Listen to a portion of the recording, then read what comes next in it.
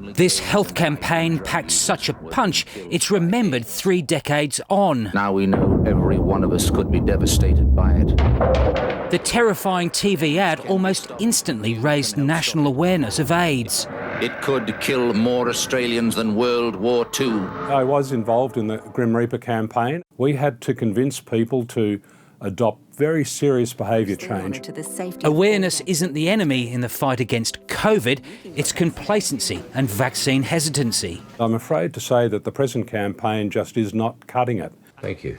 Whereas the Brits have conscripted stars and Singapore some dubious pop, the Australian government has relied on the likes of a telegenic medic for the vaccine sell. There's more ads for Hamilton the musical than there are for getting people vaccinated.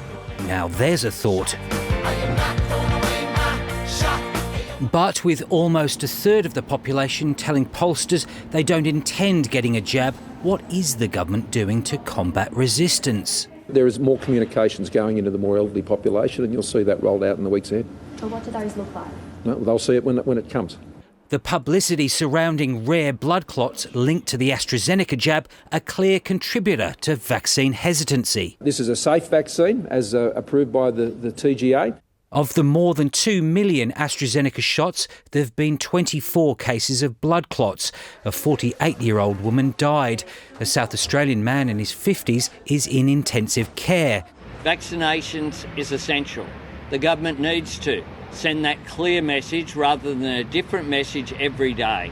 Having so frequently talked up the importance of a homemade vaccine, it's remarkable the government isn't more forcefully defending the Melbourne-made AstraZeneca shot, which experts say is highly effective and carries only a minuscule risk.